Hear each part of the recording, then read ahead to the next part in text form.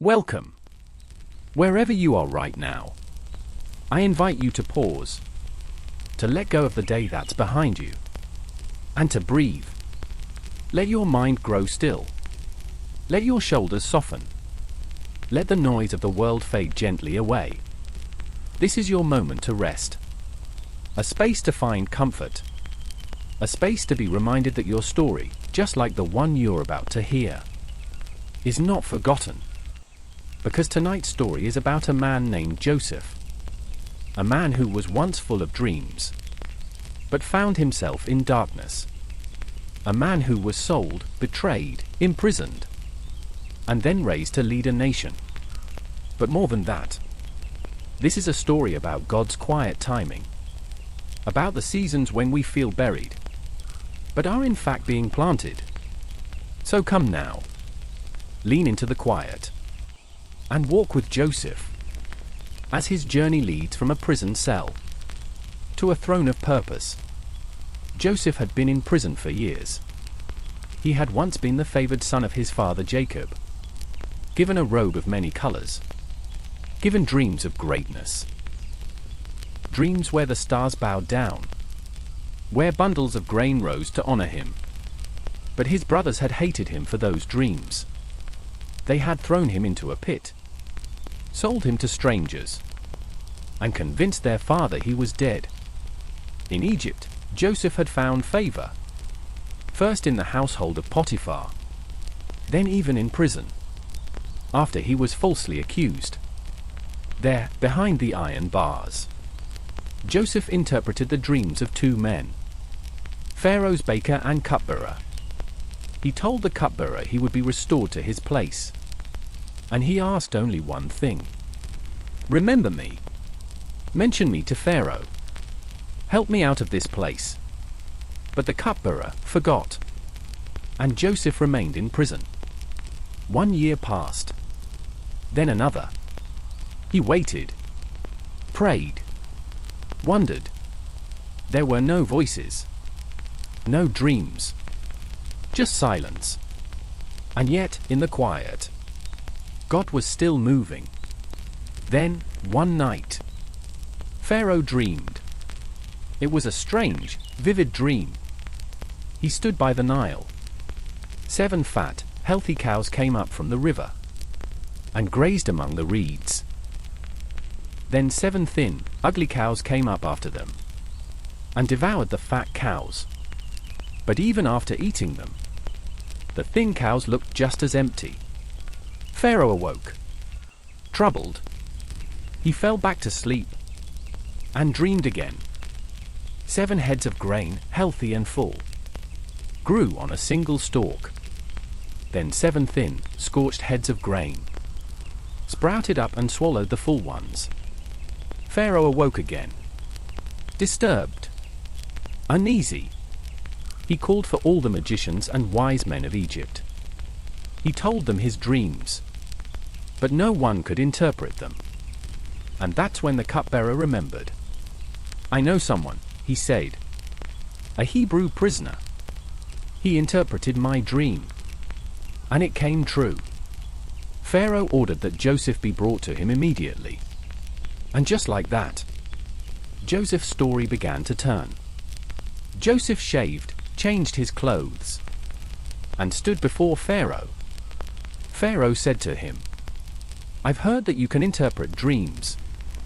And Joseph, calm and humble, replied, I cannot, but God can, and he will give Pharaoh the answer he seeks. Pharaoh repeated the dreams, and Joseph listened, quietly, carefully, and then he spoke. The 2 dreams are one and the same, he said. God is showing Pharaoh what he is about to do. 7 years of abundance are coming. They will be followed by 7 years of famine, so severe that the abundance will be forgotten.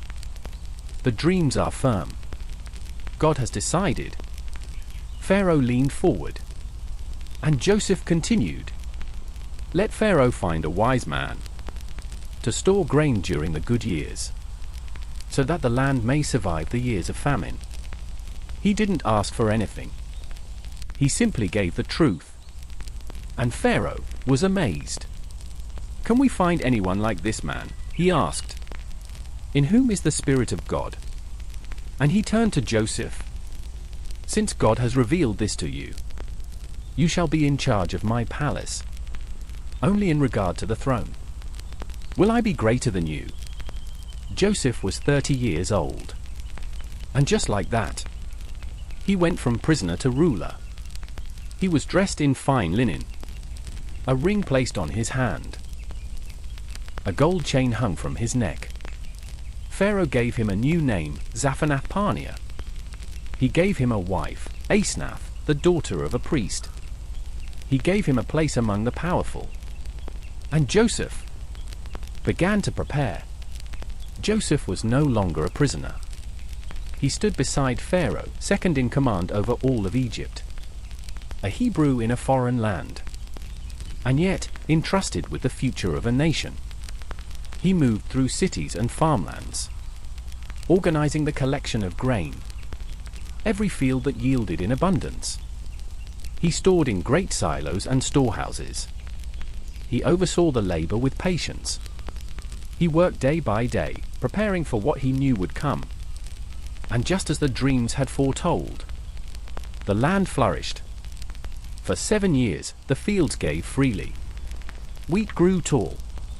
The Nile fed the soil. The barns overflowed. People celebrated. Merchants traveled. The streets of Egypt hummed with wealth and harvest. But Joseph did not grow careless. He did not forget.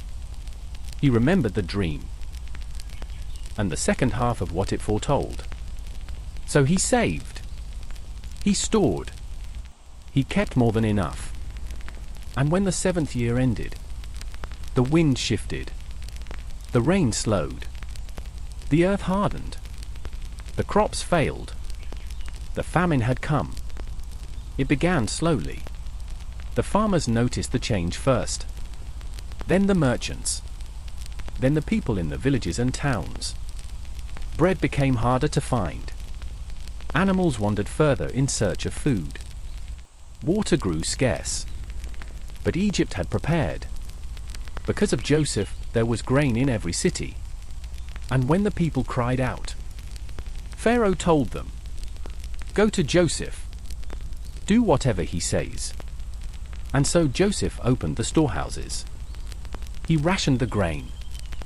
He kept peace among the hungry.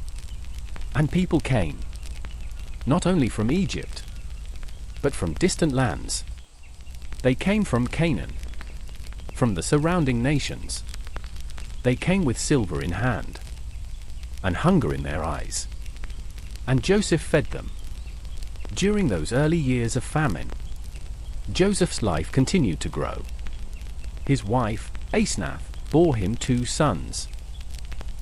The first he named Manasseh, saying, "God has made me forget all my trouble, and my father's household." The second he named Ephraim, saying, "God has made me fruitful in the land of my suffering." He was no longer the boy in the pit, no longer the prisoner behind stone walls. He was a father now, a leader, a provider for multitudes. And yet, deep in his heart, there was still a place that remembered his family, his brothers, his father's voice. Though he had grown strong, a part of him still missed home. Far away, in the land of Canaan, the famine pressed hard. Jacob, Joseph's father, gathered his sons and said, "Why do you just look at each other? Go to Egypt. I have heard there is grain there." So 10 of Joseph's brothers left. Only Benjamin, the youngest, remained behind with Jacob. They traveled dusty roads, carried silver, and arrived in Egypt with hunger in their bellies. They came to Joseph, but they did not recognize him. He stood tall. He wore Egyptian robes. He spoke through an interpreter. But Joseph knew them. He looked at each of their faces, faces he had not seen in over 20 years. He remembered the pit, the betrayal, the silence of being sold. And he remembered the dreams, the sheaves of grain bowing down, the stars circling low. And now, here they were, his brothers, bowing before him. Joseph did not reveal himself. Not yet. He spoke sharply, accused them of being spies. They protested. "We are honest men," they said. "There were 12 of us. One is no more. And the youngest is home with our father." Joseph tested them. He demanded that they leave one brother behind, Simeon, and return home to bring the youngest, Benjamin. Only then would he believe their story. And so they left, grain in hand, Simeon in prison. And Joseph watched them go, his heart torn between mercy and memory. Later, Joseph found a quiet place, and he wept. The years had not hardened his soul. He was still the boy who longed for his family, who remembered his father's embrace, who never forgot where he came from. But he also knew the reunion must come at the right time. It was not yet. Time passed. Back in Canaan, the grain they had brought from Egypt began to run out. Jacob and his sons began to feel the hunger once more. And the only answer, the only way to survive, was to return to Egypt. But Joseph had given a condition. He had said, "You will not see my face again unless your youngest brother is with you." Jacob had resisted. He had already lost Joseph. Now Simeon was gone too. And to risk Benjamin, the last child of his beloved Rachel, was more than he could bear. But hunger does not wait. And so, with trembling hands, Jacob sent his youngest son. He sent gifts, double the silver, and a blessing. "May God Almighty grant you mercy before the man." And the brother set out again. When Joseph saw them arrive, and saw Benjamin among them, something broke open inside him. He had not seen this brother since he was a child, and now he stood before him, grown, quiet, carrying the weight of their family. Joseph gave the order, "Prepare a feast." He brought them into his house. They were afraid, suspicious. But Joseph calmed their fears. He had Simeon released. He had their feet washed. He seated them according to their birth order. And they marveled that he knew. And when the food was brought out, he gave Benjamin 5 times more than the others.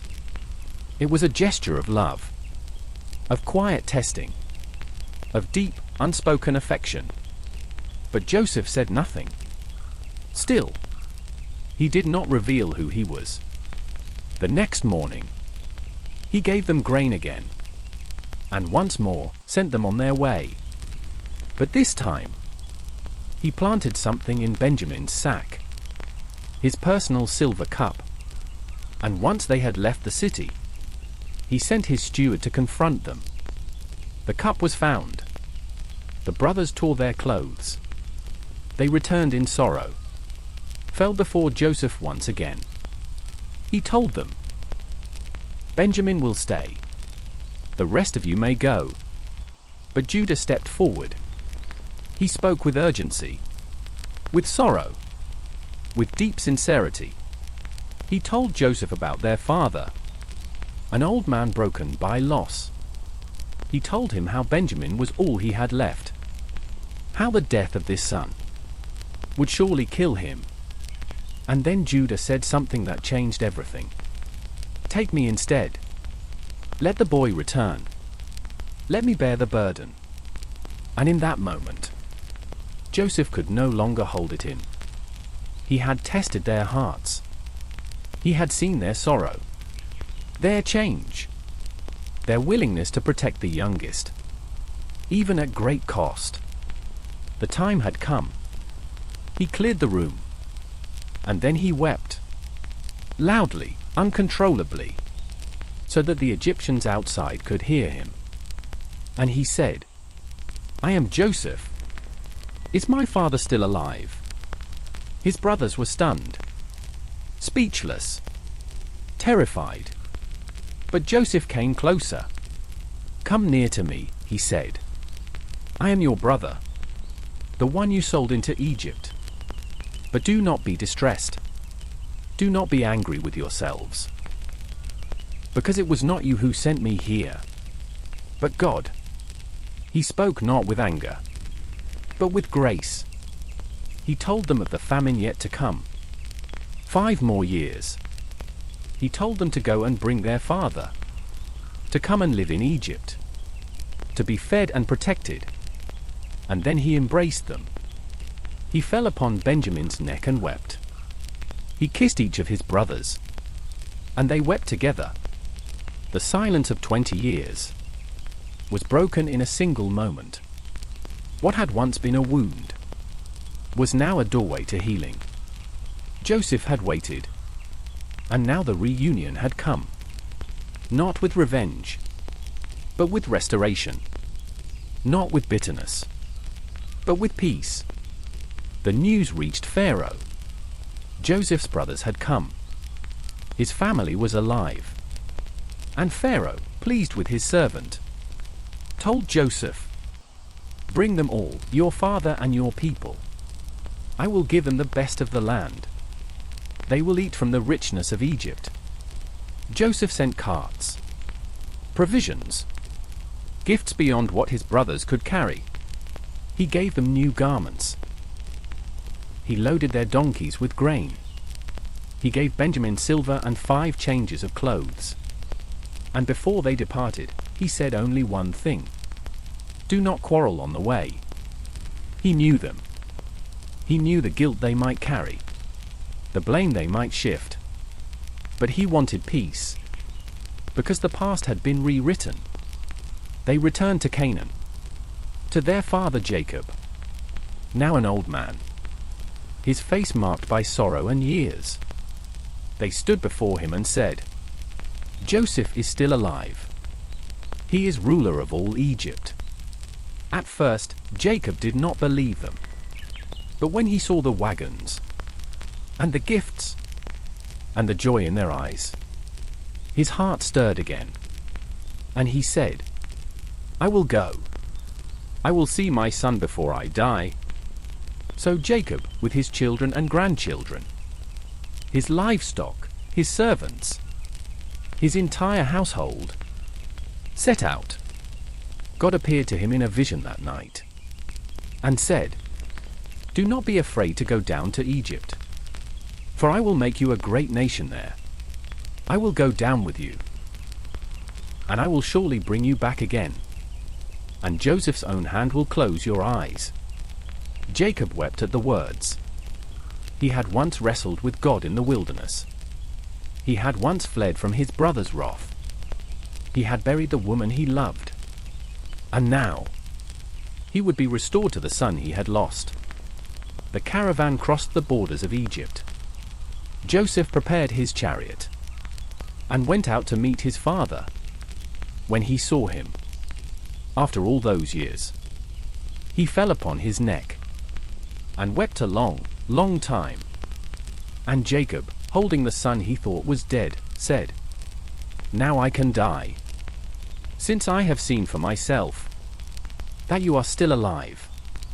They were given the land of Goshen, a place of pasture, wide and rich. Joseph brought 5 of his brothers to meet Pharaoh. He brought his father, Jacob. Pharaoh asked Jacob his age, and Jacob answered, "The years of my pilgrimage are 130. Few and difficult have been the years of my life." And Pharaoh blessed him. The famine continued, but Joseph managed it wisely. People traded silver, then livestock, then land itself to survive. He instituted a system that kept people fed and Pharaoh's kingdom strong. He gave seed when the famine ended. He gave land back when the people cried out. He never ruled with cruelty, only with clarity. and mercy. And Jacob lived in Egypt 17 more years. Before he died, he called for Joseph and asked to be buried in Canaan, in the tomb of his fathers. Joseph promised, and after his father passed, he buried him there with honor and tears. When they returned to Egypt, Joseph's brothers grew afraid again. Now that Jacob was gone, would Joseph finally take his revenge?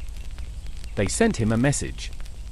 Before he died, our father gave this instruction: "Please forgive your brothers for the wrongs they committed." They fell before Joseph again. "We are your servants," they said. But Joseph wept, and he replied with words that echo through time: "Do not be afraid. Am I in the place of God? You intended to harm me, but God intended it for good, to accomplish what is now being done, the saving of many lives." So now, dear listener, let the story settle. Let it rest with you as the night deepens and your breath slows. The story of Joseph is not just about dreams, or famine, or royalty. It's about the deep, hidden work of God in seasons we do not understand. It's about being sold and still being chosen, about being forgotten and still being held, about being thrown down only to rise at the right time. You may be somewhere in the middle of your own story. Perhaps you are waiting. Perhaps you've been wounded by others. Perhaps you are in the place between the dream and its fulfillment. But hear this truth: what others meant for harm, God can still use for good. Your delay is not your defeat. Your pit is not your prison. Your silence is not the end. Because God writes the long story.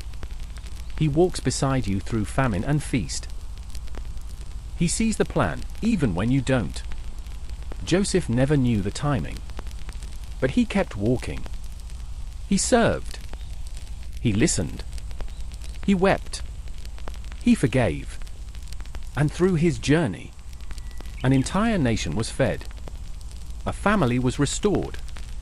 A future was preserved. So tonight, rest. If you are in the waiting, be still. God is with you. If you are in the middle of something painful, know that nothing is wasted. If you carry the weight of injustice, Joseph carried it too. And still, he forgave.